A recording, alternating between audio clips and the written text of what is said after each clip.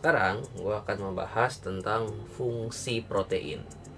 Jadi banyak yang nanya, fungsi protein itu apa sih sebenarnya? Perlu ke sih manusia protein? Perlu. Yang pertama adalah untuk support tumbuh kembang. Yang kedua, menjaga daya tahan tubuh. Ya, halo, selamat malam. Kembali lagi bersama saya William. Ya, pada hari ini saya ingin membahas tentang makronutrisi. Makronutrisi yang saya mau bahas untuk hari ini adalah protein. Ya, saya akan menjelaskan secara singkat, padat, dan semoga bermanfaat. Ya, protein itu mengandung 4 kalori per gramnya. Nah, protein sendiri itu adalah gabungan dari 20 molekul asam amino, 9 macam asam amino esensial, dan 11 macam asam amino non esensial. Nah, bedanya apa sih?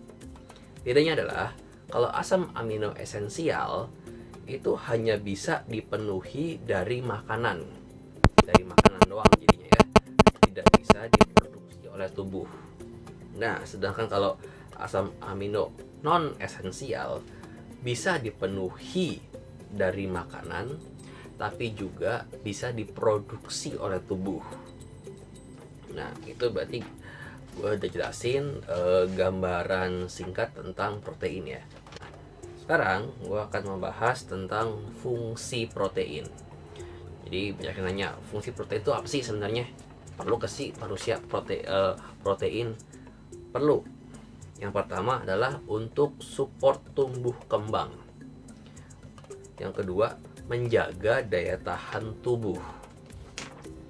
Yang ketiga, mempertahankan massa otot. Yang keempat, pembentukan dan regenerasi sel. Yang kelima, menghasilkan enzim dan hormon. Yang keenam, alternatif sumber energi bagi tubuh. Nah, berarti fungsinya cukup banyak ya dan sangat penting. Nah, kalau misalnya kita kekurangan protein, ya sudah jelas. Tadi fungsi-fungsi tadi tidak bisa dipenuhi secara optimal. Nah, sekarang kita akan masuk ke jumlah protein. Kan kalau orang-orang yang nge-gym biasanya itu pada ngomongnya apa? Yang penting protein banyak, cukup. Nah, tapi gimana nentuinnya? Nah, untuk orang dewasa, di sini konteksnya adalah 18 tahun ke atas ya. Kebutuhan proteinnya itu adalah kurang lebih 1 gram per berat badan dalam kilogram. Jadi, kalau orang yang beratnya 60 kilo, ya kebutuhan protein per harinya adalah 60 gram.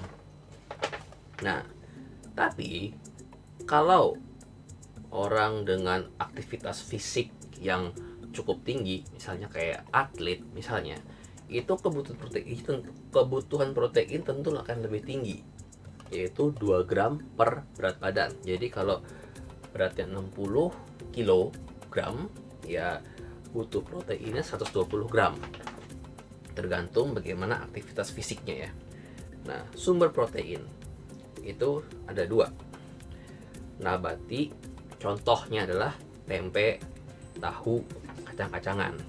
Nah, ada juga yang hewani. Hewani apa? Daging ayam, daging sapi, telur, susu. Nah, itu sebagai sumber protein. Ya, itu sih untuk penjelasan tentang mikronutrisi yang pertama, protein ya. Nanti pada video berikutnya gue akan coba untuk membahas tentang lemak. Oke, sekian dari gue. Terima kasih.